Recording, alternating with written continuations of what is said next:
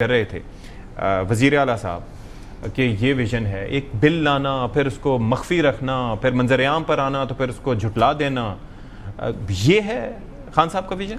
अच्छा देखें, कैसा मैं हूँ कैसा मैं रहूँगा इर्रेलेवेंट है। क्यों इर्रेलेवेंट है? जो आप पिन पॉइंट कर रहे हैं कि विज़न इमरान खान का है। अगर तीसरी दफ़ा खैबर पख्तूनख्वा में हुकूमत बन रही है, वो किसके विज़न पे बन रही है? वो उस शख्स के विज़न पे बन रही है जो प्राइम मिनिस्टर हाउस छोड़ के गया फ़कत एक डायरी और एक आधी पानी की बोतल हाथ में। तो अगर हम उसके विज़न के फॉलोअर हैं तो ज़ाहिरी बात है कि इस तरह की चीज़ें देखें, ठीक है, उनको कंपैरिजन में ले आए सोशल मीडिया पे एक प्रोपेगेंडा है ना कि एक डायरी लेके गए। तोशा खाना कंपेयर कर लेना। अगर तोशा खाना की बात करें, let's stick to the point, I am not going there, जिन्होंने छोड़ा वो बात करेंगे तोशा खाना की। देखें, फिर कंपैरिजन करें पूरा डिटेल में, फिर खाली आप सिविलियंस तक तो नहीं कर सकते ना। You guys were supposed to be better. नहीं, देखें, तोशा खाना कोई चोरी तो नहीं है। क्या है तोशा खाना? आपके गिफ्ट्स हैं। नहीं, उसको डिसाइड कर लेना आप। जो चीज दूसरों के लिए बुरी है वो अपने लिए कैसे अच्छी हो सकती है? बुरी नहीं, दूसरों ने चोरी की है। हम यही तो कह रहे हैं, हमें नहीं एतराज कि अगर नवाज शरीफ कोई चीज अगर लेके गए हैं तोशा खाना से, मगर अगर गाड़ी की एंटाइटलमेंट नहीं दी, मैं उसके ऊपर नहीं जा रहा, मैं उसके अंदर नहीं जा रहा कि किस तरीके से आपने एक चीज ली, फिर उसके बाद मार्केट में रेट लगवाए, फिर उसके बाद अपनी मर्जी से उसको बेचा, फिर उसके बाद उसका हिस्सा जो है वो जमा करा दिया। मैं उस पर नहीं जा रहा। मैं नहीं जा रहा कि घड़ी के साथ क्या हुआ, क्या तरीकेकार हुआ। मैं नहीं जा रहा कि हार किसने किस तरह से गायब किया। मैं इस वक्त इस पॉइंट पे बात कर रहा हूँ कि केपी हुकूमत जिसको अवाम के हुकूक की तर्जुमानी करनी चाहिए थी, वज़ीर आला साहब ने खुद कहा कि सेटिस्फेक्शन अवाम की होनी चाहिए, वो ऐसा बिल एक्ट की सूरत में पास कर रही है और छुपा भी रही है। अच्छा, क्यों? एक तो मैंने बुनियादी वो बात की कि इमरान खान का विजन किधर, ठीक है, जहां आप असेंबली टू असेंबली एक कंपैरिजन ड्रॉ करें।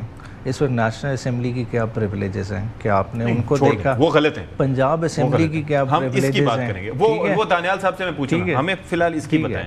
बात है कि what's the justification here? Justification तो बनती नहीं है। देखिए, जस्टिफिकेशन किस चीज़ की? जब भी आपने किसी ऑफिशियल टूर पे जाना है तो वो तो एक ग्रेड 17 के अफसर का भी ब्लू पासपोर्ट बन जाता है। ब्लू पासपोर्ट तो कोई बहुत बड़ी चीज़ नहीं है ना कि जिसको हम कहें कि हमारे जैसे लोगों के लिए बड़ी चीज़ है और आम आवाम के लिए बड़ी चीज़ है कि यहाँ पर मसला ब्लू पासपोर्ट का सिर्फ नहीं है। यहाँ पर मसला ये है कि आप अपने और अपने स्पाउस के लिए ताहयात चाहते हैं कि ब्लू पासपोर्ट उनको मिल जाए, और ये एक्ट मंजूर हो चुका है। ये नेशनल असेंबली में ये चीज़ रिवायत मौजूद नहीं है। ताहयात है, ताहयात है। तो आप चाह रहे हैं कि जो काम गलत कर रहे हैं अगर नेशनल असेंबली में, तो ये इस ब्रॉडर डिबेट को स्टार्ट करें। बेशक बिल्कुल अगर करना है अक्रॉस द बोर्ड, कहीं भी नहीं होना चाहिए। मैं तो कहता हूँ आप ये आईनी पिटीशन फाइल करें। केपी को तो इंस्टेड ये करना चाहिए था। मुझे दानियाल साहब की तरफ जाने, मेरा क्वेश्चन ये है कि केपी को तो ये करना चाहिए था जो सवाल आप अभी उठा रहे, कहीं नहीं होना चाहिए। वहां पर मंजूर करने के बजाय का जो स्टैंडर्ड है उसके स्टैंडर्ड पे पैरामीटर्स पे ये एक्ट नहीं उतरेगा। कितने मेंबर्स हैं केपी में? केपी की असेंबली के जितने हमारे 92 हैं, 92 हैं। आपकी मर्जी के बगैर वहां पर पास हो सकता था ये बिल? 54 नहीं हो सकता। मगर मैं कहता हूँ खान साहब के विजन के मुताबिक कोई भी ऐसी चीज अगर आप कहें कि देखें इस वक्त अवाम की क्या मतलब ये हुआ कि सुहेल आफरीदी साहब और वहां के अरकान असेंबली खान साहब के विजन के अगेंस्ट जा रहे हैं। बिल को मैंने नहीं देखा, आप भी कह रहे हैं मैं आपके सामने, मगर मैं आपकी जो आपने मनवन मुझे बात बता रहे हैं, मैं उससे एग्री कर रहा हूं। दानियाल साहब प्लीज बेयर विद मी।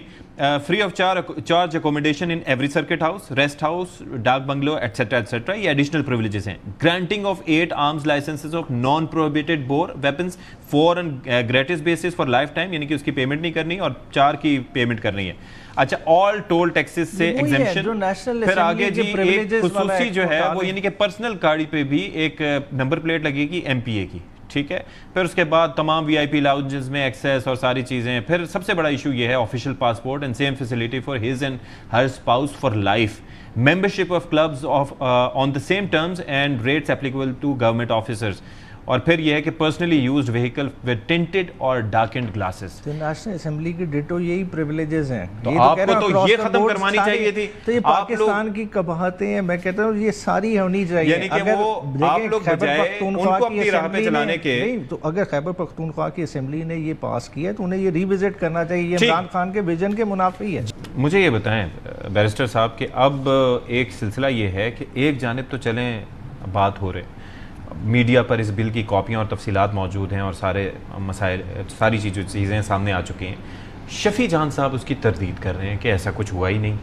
तो इस पे कन्फ्यूजन क्या है?